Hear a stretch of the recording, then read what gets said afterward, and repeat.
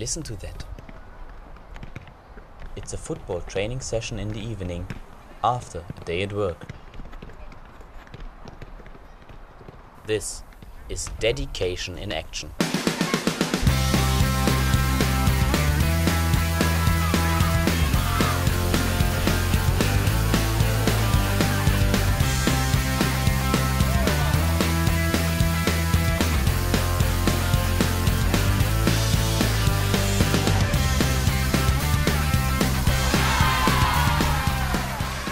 This documentary looks at Glasgow City FC, an amateur club in women's football, the fastest growing sport in Scotland. I, along with Laura Montgomery, formed the club in 1998.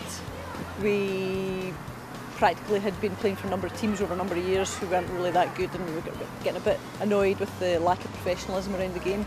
So we decided to create a team of our own, maybe about 7th or 8th year, when we started to employ a full-time coach.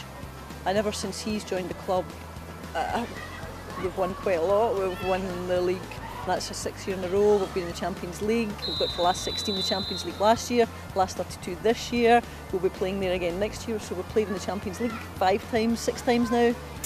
So yeah, we're doing really well. 6 league titles in a row, all matches unbeaten, and Champions League football. Why are they so successful? The wantingness to be the best, you know, they want to be the best. They look at what can we do to improve. They always want to develop and improve.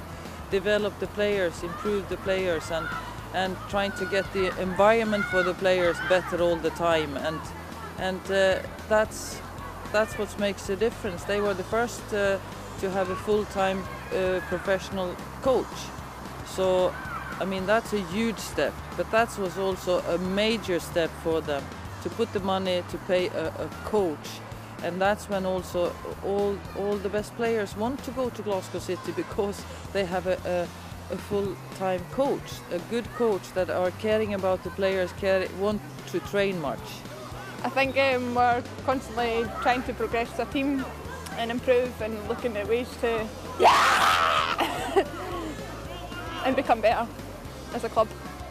I think it's just together, you know, we've got a good group of players that everyone works hard, and the commitment that everyone puts in is fantastic, and you know, people just love playing for this team. No one's came here, I don't think, and ever not enjoyed it, and I think when you enjoy something so much and put the amount of effort in that we do, then and be successful, it's something that once you get that feeling you want more and more, and you know, 6 in a row is a fantastic achievement.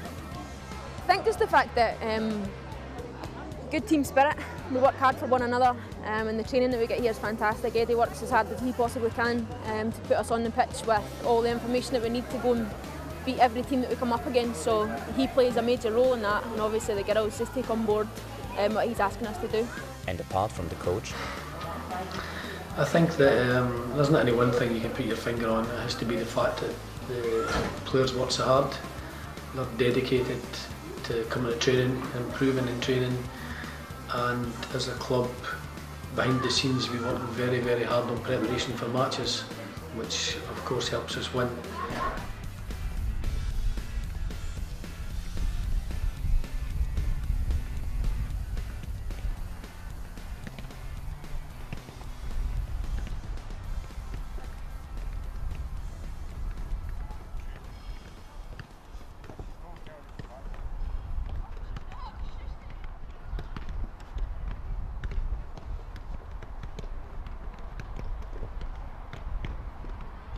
The Scottish Women's Football League runs from March to November and consists of 12 teams playing the same system as the men.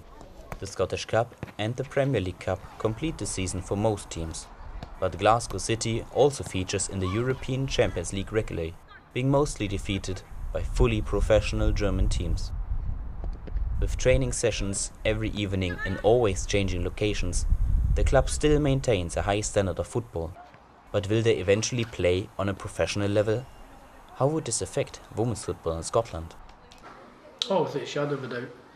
Without a shadow. Then it gives you a wee chance when you go into Champions League, because you're against clubs that have got full-time resources and great facilities, and the opportunity for their players, most importantly, in terms of preparation is to rest between games and rest between training sessions. We provide between 8 and 10 players on a regular basis for the National A squad.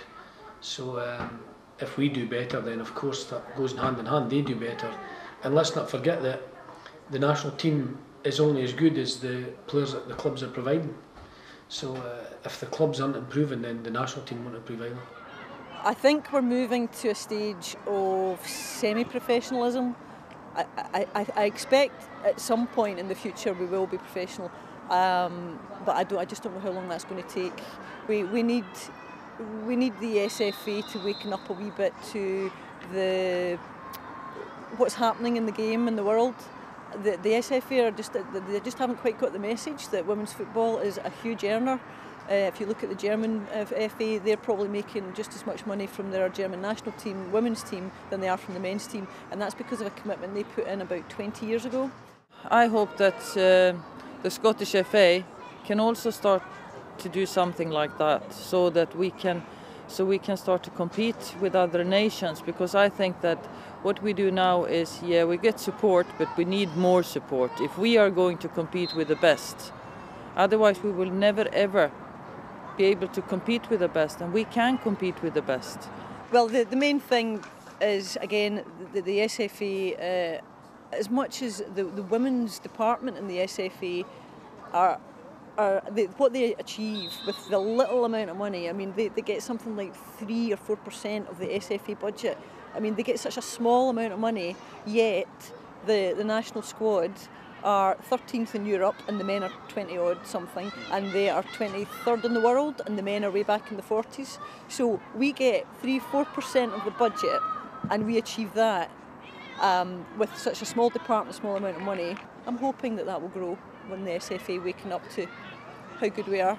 We do better than the men, that's for sure.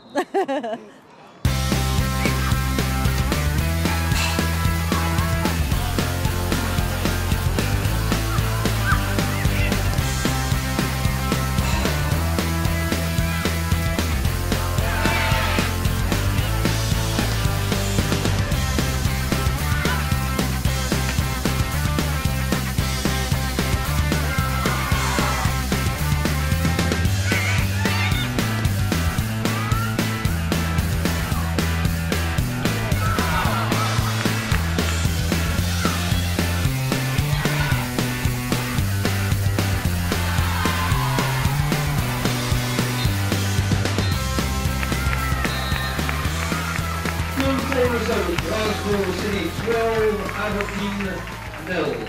Can they go on like this, collecting trophies in all competitions? We could keep breaking records in terms of league titles, Scottish Cups, League Cups, clean sheets, the amount of goals scored in the season. There's so many things that you can try and attain to achieve again or better. I hope so. You know, it's very difficult to keep the players and keep the team spirit when, I think now everyone at this club's won every trophy domestically, but I think, now we need to look forward and we need to progress further in the Champions League, and we've gone out the last 2 years probably on a disappointing note, obviously for different reasons both times, but it's time now to step up. We have to improve, and I think that's going to be our aim next year. Now we're back in the Champions League and we know we'll get the opportunity again, that's where we want to head, and we want to really put ourselves out there and get an opportunity to progress in that sort of competition as well as the league. I think every year we always just set out to win every game, and obviously if we win every game then we win every trophy that's available to us. But as a club now I think we need to start looking towards the European competitions, and we've got a progression in the Champions League. So we've got a fantastic group of players here and we deserve to be playing on the biggest stage. Picking up the 6-second record-breaking Scottish Women's Premier League title, club captain Rachel Kelsey for Glasgow City.